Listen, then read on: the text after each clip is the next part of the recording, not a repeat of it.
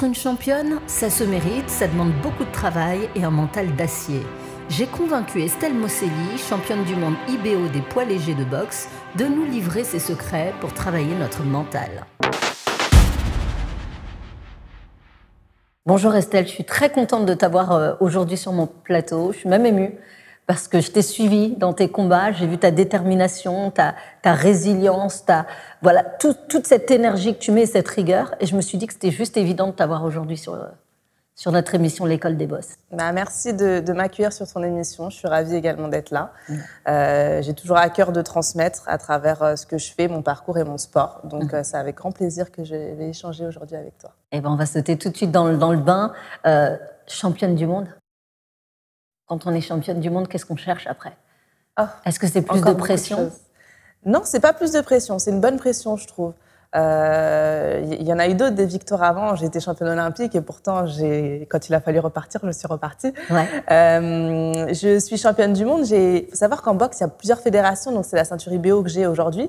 Et mon objectif, c'est de réunifier toutes les ceintures. Donc, je suis passée 2e mondiale grâce à ce nouveau titre, cette remise en jeu de ma ceinture. Et j'espère être la meilleure demain.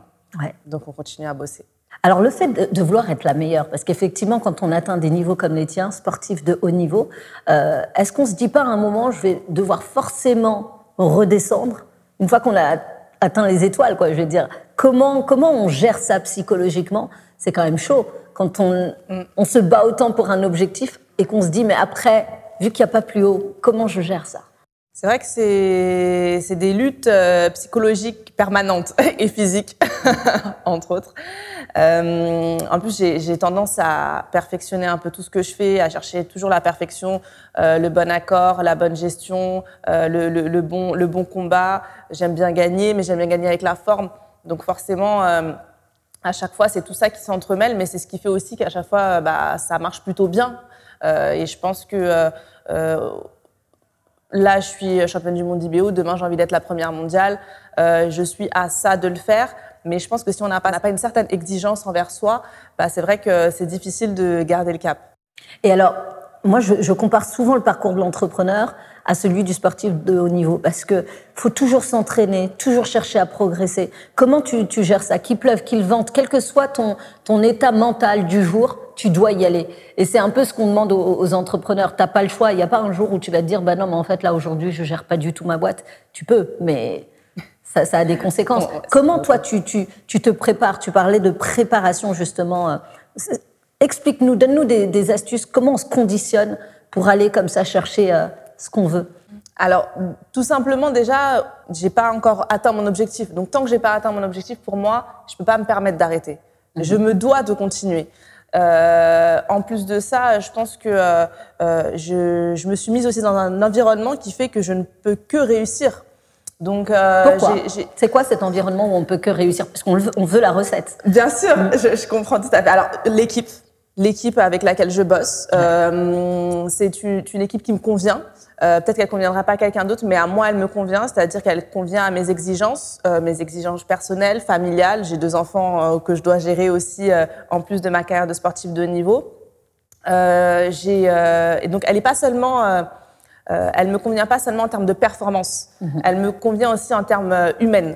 Et ça, je trouve que c'est hyper important d'être à l'aise dans son environnement, dans l'environnement dans lequel on évolue, surtout que voilà, c'est quelque chose que je fais tout le temps, c'est 20 heures d'entraînement par semaine, donc si le staff avec lequel je suis ne me correspond pas autant humainement que sportivement, que professionnellement parlant, il n'y a pas de place au petit à côté. Tout doit être parfait, tout doit être structuré et tout doit convenir. Donc ça, c'est hyper important. Ce qui est hyper important aussi, c'est dans ce que tu dis choisir mon équipe. Encore une fois, quand je ramène ça à l'expérience des gens qu'on a en face de nous aujourd'hui, bien choisir son équipe, en fait, c'est fondamental. On voit souvent, notamment toi dans ton sport, t'es toute seule sur le ring, mais t'es tout sauf seule. En fait, t'as des coachs, t'as un coach, t'as des gens qui te soutiennent derrière, t'as toute une équipe. Ça, c'est hyper important pour toi. C'est un socle aussi? C'est hyper important, c'est la base. C'est vraiment la base. L'équipe, c'est la base. Pourtant, je suis dans un sport individuel, mais en fait, sans équipe, je ne suis rien.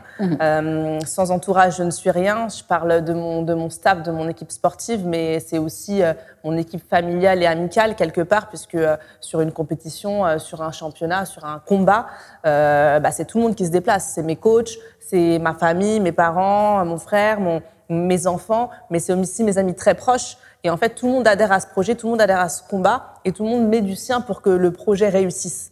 Et sans ça, je pense qu'aujourd'hui, je ne ferais pas grand-chose. Est-ce qu'on peut parler des équipes ? En fait, ce n'est pas une équipe dans ce que j'entends, dans ce que tu es en train d'expliquer. Ce sont des équipes. Cette équipe qui t'accompagne professionnellement, cette équipe familiale, l'entourage aussi. Et parfois, dans cet entourage, est-ce qu'il n'y a pas des personnes qui te font douter ?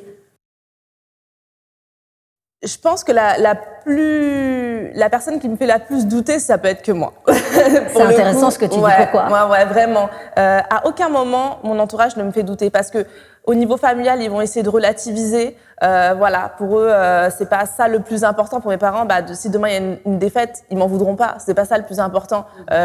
Juste de voir que je vais à l'entraînement, que je m'entraîne tous les jours, que j'allie un peu tous ces aspects, tous les aspects qui existent dans ma vie, que je les mets en commun et que je fais avec et que je fonce pour réaliser mon objectif. Eux, ça leur va. Pour les coachs, oui, à la performance, mais rien que le fait que tous les jours je viens à l'entraînement, que je sois malade, pas malade, qu'il pleuve, qu'il fasse beau, enfin c'est. Où tu trouves cette énergie, c'est presque inhumain. Ça se travaille. Cette exigence, voilà, d'être là, au rendez-vous que tu t'es imposé à toi-même tout le temps, quelles que soient les circonstances. Quelquefois, on est juste fatigué, le corps est super. C'est vrai que parfois on est fatigué, ça m'est arrivé d'être fatigué aussi à certains moments. Beaucoup moins maintenant, parce que justement, j'ai mis en place cet environnement qui est pour moi juste ce qu'il me faut. Vraiment. Par le passé, peut-être il y a 1-2 ans, j'aurais pas dit la même chose et peut-être que j'aurais eu la place au doute à me dire mais finalement pourquoi je fais ça, je galère à faire ci, je galère à faire ça. Là, je ne galère à rien, tout est mis en place. J'ai pris le temps pour ça, hein. Ça m'a pris 1 an pour le faire. D'accord. Mais j'ai mis en place tout ce dont j'avais besoin pour performer, pour pouvoir m'entraîner et aussi pour avoir aussi l'esprit libre. L'esprit sur la performance quand je passe à la performance. Voilà, je ne fais pas que ça, bien entendu, mais quand je passe à la performance, je ne suis que là-dedans et tout autour a été est fait pour que je puisse me mobiliser à 100% dans cette performance. Et te concentrer. Et me concentrer. Tu as parlé tout à l'heure du doute. Est-ce que le fait justement que personne n'arrive à te faire douter, est-ce que c'est pas un conditionnement ? Comment tu conditionnes ça dans ta tête ? C'est un conditionnement. Ça m'intéresse parce que justement les gens, quand ils se lancent dans un projet, tu sais, moi je dis être entrepreneur, c'est vraiment prendre une décision, avoir un objectif de vie et s'y atteler. Si tu t'es pas conditionné dans ta tête par rapport à cette possibilité que le doute finalement te fasse sortir de ton chemin, je pense que c'est extrêmement difficile. Donc, je pense que gérer le doute, ça fait partie des priorités aussi du sportif de haut niveau que tu es, de la championne que tu es. Tu peux nous raconter comment tu conditionnes ça, comment tu crées l'environnement pour ça ? Comment je le gère gérer le doute, oui, ça fait partie. Il y a forcément des moments dans une préparation où ça va être dur, où on va se poser des questions, on va se demander si on est à notre juste place. C'est important, ça de se poser ces questions. Ça fait partie du parcours en fait, c'est inévitable. Il n'y a pas de parcours sans faute où on a l'esprit dedans à 100% du temps. Il y a forcément des moments, comme il n'y a pas une carrière sans faute, il y a des moments où j'ai perdu dans ma vie aussi. Et ça, c'est important, on va en parler bien sûr. Et ça, c'est hyper important. Je pense que même ça construit la carrière et la réussite. Mais dans ces moments de doute, je pense que chacun a ses forces qu'il faut qu'il trouve, ses propres forces qu'il faut qu'il arrive à trouver et à déterminer. Moi, c'est par mon éducation, c'est par cette mobilisation aussi de ma famille autour de mon projet, qui est pour moi hyper important et hyper fort, dans le sens où demain, tous les entraînements que je fais, si j'en arrive à douter, je me dis non, en fait... j'ai limite pas le droit de douter parce qu'en fait tout le monde a adhéré à mon projet, tout le monde est à fond avec moi et tout le monde croit en moi et tout le monde se mobilise et fait l'effort d'adhérer à ce projet. Alors pourquoi je douterais ? On oublie, on zappe. Est-ce que c'est pas important de douter finalement ? Parce que quand on te voit arriver sur le ring Tu as ce regard qui ne laisse place à aucun doute. Tu vas gagner. Ouais. Je t'ai vu la dernière fois, je t'ai suivi avec ferveur d'ailleurs, et on voit dans ton regard que tu es là pour gagner. Il y a pas de place pour autre chose. Non, il n'y a pas de place pour autre chose. C'est-à-dire que là, tu es à 300%. C'est vrai qu'au moment où je boxe, où je monte sur le ring, il n'y a pas de place au doute. C'est bon, le travail a été fait. Ouais. Donc en fait, il a été fait, il ne peut pas être mieux fait, plus fait, il est fait, il faut y aller. Avant ça, oui, c'est important de douter parce que ça permet d'ajuster les choses. Ça permet, si on peut partir sur une façon de faire et peut-être que en cours de route, il faudra l'adapter. Et c'est ce doute qui fera qu'on va se poser des questions. Ah, est-ce que ça, c'est bien fait? Est-ce que ça me convient à 100%? Est-ce qu'il ne faut pas plutôt que je fasse comme ça? Et c'est important, au fur et à mesure d'une préparation ou de la réalisation d'un objectif, d'ajuster les choses. Tout ne se passe jamais comme on a prévu que ça allait se passer. Exactement. Et tu parles d'ajustement, mais finalement, on s'ajuste aussi pendant le combat parce que tu as des surprises, parce que ton adversaire te sort des coups auxquels tu t'attendais peut-être pas. Et là encore, il faut que tu trouves dans des fractions de secondes la capacité à t'ajuster encore et à ne laisser place quand même à aucun doute. Complètement. Mais finalement, tu peux douter aussi pendant le combat. On peut douter pendant le combat. On fait en sorte dans la préparation que ça ne nous arrive pas, mais si pendant un combat, il se trouve que je prends un mauvais coup, sur le coup, ça peut prêter au doute. Ouais. Mais on est entraîné pour ça. Et justement, comme on a vécu le doute pendant la préparation, on est censé le gérer pendant le combat. Comment tu te prépares à ça en quelques mots, un peu punchline? Un truc efficace auquel moi je pourrais penser ou auquel nos téléspectateurs pourraient penser demain, ils sont face au doute. Comment ils peuvent se préparer à ça? Relativiser déjà, relativiser, se poser les bonnes questions, savoir pourquoi on doute, identifier le problème. Quel est le problème? Quand on a identifié le problème, on peut le résoudre. Si on n'a pas identifié le problème, qu'est-ce qu'on va résoudre? Donc voilà, quel est le problème? Essayer de le résoudre par tous les outils qu'on a à notre disposition. Moi, dans une préparation, c'est moi, mon expérience, mais c'est aussi mes entraîneurs. J'ai des entraîneurs qui sont là à côté de moi, qui sont expérimentés, qui peuvent me conseiller. J'ai mes proches aussi qui voient d'un œil extérieur ce que je fais, qui peuvent me conseiller, me permettre d'adapter les choses. Je pense que c'est important de s'asseoir sur soi et sur son expérience, sur sa volonté aussi, de se remémorer ce qui a été fait avant ça et de se dire, bon, si je suis arrivée là, si j'arrive à faire ça aujourd'hui, je ne vois pas pourquoi je ne pourrais pas faire plus. Ouais. Et c'est important aussi de s'appuyer sur les gens qu'on a autour de nous. C'est très intéressant ce que tu dis quand tu dis j'ai autour de moi des gens qui me conseillent, qui sont expérimentés. On dit parfois qu'il n'est pas bon d'écouter tout le monde, mais qu'il est bon d'écouter ceux qui ont de l'expérience. C'est comme ça que tu fais toi aussi ou pas? Oui, il est bon d'écouter ceux qui ont de l'expérience et ceux qui nous veulent du bien. Je pense que les deux sont hyper importants. Parce que, forcément, il y a des gens qui ont de l'expérience, mais qui adhèrent pas à notre projet forcément. Et ceux-là, je ne pourrais pas dire qu'il est bon de les écouter, mais parmi ces personnes d'expérience, il y a des personnes qui nous veulent du bien, il y a des personnes qui croient en nous et qui croient en notre projet. Et là, je pense que c'est hyper important d'être à l'écoute. Tu as parlé tout à l'heure de l'échec. Tu as commencé à en parler parce qu'il n'y a pas de carrière de sportif sans échec.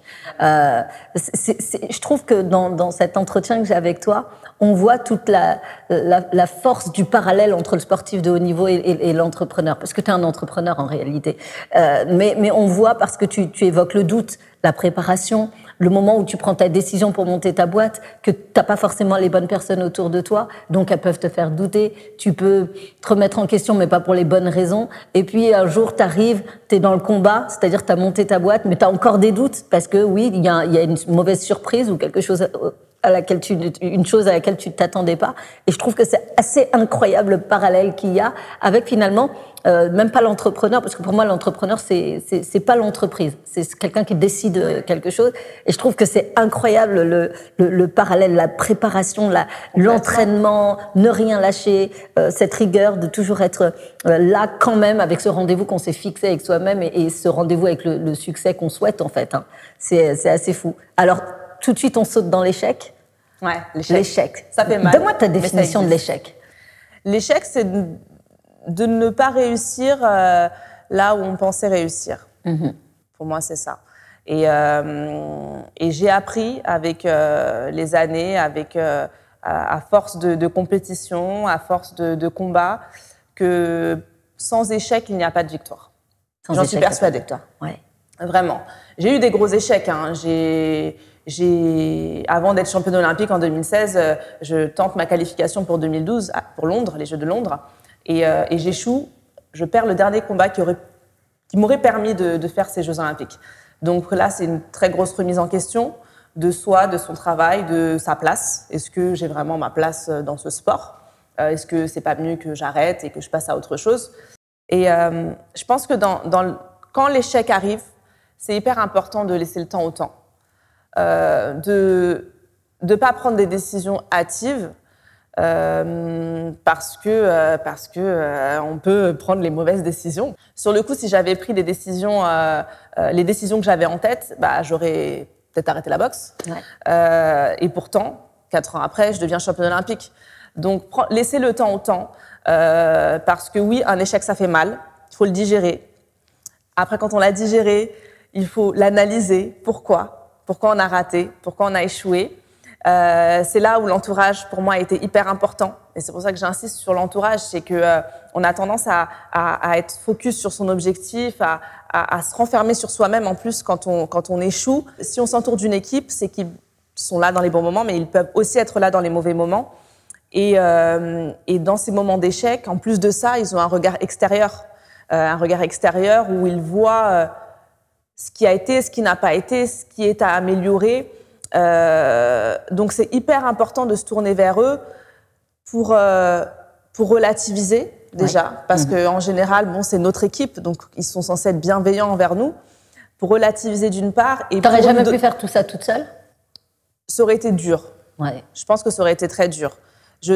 Moi, quand je retiens ça, quand je retiens cet échec, je retiens quand je retiens surtout comment je suis sortie de ce mauvais mood là où je voulais tout arrêter, je retiens mon coach qui me dit non mais écoute Estelle, t'es jeune, t'as encore beaucoup d'années devant toi, prends ça comme de l'expérience. C'est juste normal quoi. Oui, c'est juste normal. Et puis je retiens mes parents qui pour eux j'ai perdu, mais en soi ils m'en veulent pas du tout quoi. Tout ce que j'ai fait, les entraînements, le fait d'allier, parce que j'étais étudiante à l'époque en plus. Enfin, limite, pourquoi t'es triste, quoi. Pourquoi t'es triste? Voilà. Parce que ce que tu fais, c'est déjà au-delà de la normale, en fait, à ce moment-là. Déjà, et ça, on n'a pas conscience forcément quand on est en train de le faire, que c'est déjà exceptionnel. Quand on est dans le jus, en fait, on se rend pas forcément compte de tous les efforts qu'on donne, qu'on met en place. Mais les gens qui sont autour de nous le voient. Et c'est pour ça qu'il faut s'appuyer aussi sur eux, sur leurs conseils, leur bienveillance. Alors, tu disais quelque chose, encore une fois, qui me frappe dans ce que tu disais. Tu disais, l'échec, ça fait mal, ok, mais 4 ans après, j'étais championne olympique. Donc, moi, je dis souvent que l'échec, c'est une réussite différée, en fait. Tu passes par là. 4 ans après, quand tu te retournes, tu te dis quoi? Tu dis que c'est la meilleure expérience que tu as vécue, de te planter à ce moment-là? Ouais. L'échec, c'est une réussite différée. Et je dirais même que sans l'échec, c'est difficile d'avoir la réussite. Et si je m'étais pas plantée à ce moment-là, en 2012, peut-être que je n'aurais pas été championne olympique en 2016. C'est vraiment le sentiment. Ouais, c'est vraiment le sentiment. En fait, j'en suis même sûre. J'en suis même sûre parce que c'est ce qui m'a permis de tout réadapter, de tout réadapter selon les besoins réels que j'avais. C'est ce qui m'a permis j'étais partie sur une façon de me préparer, sur une façon de penser, de voir les choses. Et au final, c'était pas la bonne. Et je me serais peut-être qualifiée en 2012. Imaginons que j'aurais gagné ce combat. Mais t'aurais peut-être pas été championne olympique. Mais j'aurais peut-être pas été championne olympique, c'est ça. Ouais. Et j'aurais peut-être continué derrière, mais comme j'aurais pas fait ces ajustements, ça aurait peut-être encore pas marché en 2016. Mais pour moi, après cet échec, je prends vraiment le temps. C'est pour ça que j'ai laissé le temps au temps. Je prends vraiment le temps. Je digère, j'analyse. Et quand je repars, je me dis, OK, ils ont raison, je suis jeune. Là, tu es dans l'acceptation. Je suis dans l'acceptation, mais je le fais pas n'importe comment. Je me dis, maintenant, je vais y aller, mais je vais pas y aller n'importe comment. Je vais tout regarder de A à Z. Qu'est-ce qui a été, qu'est-ce qui n'a pas été, pourquoi j'ai échoué. Tirer des leçons. Tirer des leçons, exactement. Et je vais faire en sorte que dans 4 ans, ces leçons me servent. On sent que dans ton témoignage, la force de ton entourage est très importante pour toi. Comment tu fais pour éviter les personnes toxiques ? Quelle est ton attitude, ton comportement ? Comment tu fais pour t'éloigner de tout ça ? Parce qu'on sent que tu n'as autour de toi que les personnes que tu as décidé d'avoir. Oui. C'est ça. Même depuis les Jeux, ça n'a pas toujours été le cas, mais je pense que c'est un apprentissage permanent. On apprend à faire confiance, on apprend aussi à dire non. À dire non, exactement. C'est un juste équilibre à chaque moment, à chaque période. Il y a toujours cette base qui est toujours là, forcément. Les parents, les amis de longue date, de très longue date, c'est une base qui est là. Et quoique, parfois même, il y a des amis de longue date, au final, qui déçoivent ou qui sont plus... c'est bizarre de dire ça, c'est plus compatible avec finalement notre vie, puisque notre vie évolue, notre vie change. Bien sûr. Ça m'est arrivé aussi d'avoir des amis et de ne plus les avoir alors qu'on était en bon terme, mais juste que voilà, chacun mène une vie un peu différente et on n'a plus trop de choses en commun. Parce que ça, c'est vraiment une question qui revient en permanence. C'est comment je fais pour éloigner les personnes toxiques de moi. Quelle est la bonne attitude ? Je dirais vraiment, à force d'expérience et ne pas avoir peur de dire les choses aussi, quelque part. Parfois, on n'ose pas parce qu'on se dit non, mais je voudrais pas qu'ils le prennent mal, je voudrais pas... Au bout d'un moment, il faut se concentrer aussi sur soi et regarder l'importance des objectifs qu'on s'est fixés. Et si demain, il y a quelqu'un qui nuit à cet objectif ou qui nuit à soi-même, mais même à son environnement, puisque parfois, c'est même pas que nuire à soi-même, c'est qu'en fait, il nuit à tout l'environnement. Moi, j'ai écarté des personnes de mon entourage et au final, après ça, on m'a dit « Ah ouais, mais on voit, ton équipe, elle est plus zen, on voit que c'est apaisé, on voit qu'il n'y a pas de stress. » Parce qu'en fait, cette personne n'était pas seulement nuisible pour toi, elle était nuisible pour toute ton équipe, pour tout ton environnement. Quand je vais au combat, moi, mais je vais au combat avec toute une team.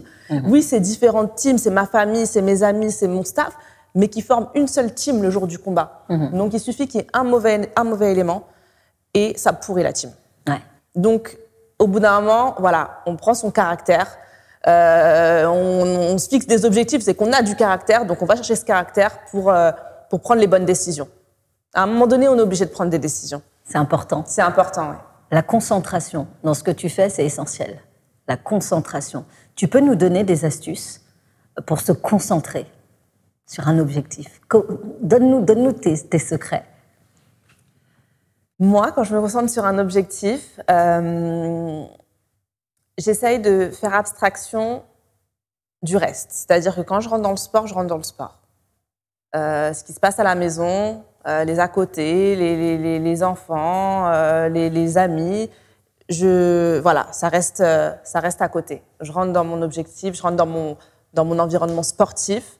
Et ça dure pas longtemps. Voilà, je me mets en tête que voilà, ça va pas durer 24 heures. Hein, ça dure 2 heures, 2 heures et demie d'entraînement. Et pendant ces 2 heures et demie, il faut que je sois focus. Focus. Complètement. Donc se concentrer sur l'objectif. Se concentrer sur l'objectif. S'enfermer dans sa bulle. C'est ça. Pour trouver l'énergie nécessaire pour être bon à ce moment-là. Complètement. Et parfois, ça peut arriver que même si on essaye, on est quand même perturbé par le truc qui s'est passé la veille ou on est en train de réfléchir au rendez-vous qu'on a le lendemain. Mais il faut se forcer, faut vraiment se forcer, se conditionner à se dire « Non, écoute, ok, je sais que j'ai plein de trucs à faire dans la journée, j'ai plein de trucs à faire demain, j'ai plein de trucs à faire la veille, mais dans ce cas-là, si j'ai trop de trucs dans la tête, cet entraînement, il va servir à rien. Donc soit je rentre chez moi, très clairement, soit je reste, je me dis « Ok, cet entraînement, je veux qu'il serve à quelque chose », mais je fais la part des choses. Tu fais la part des choses.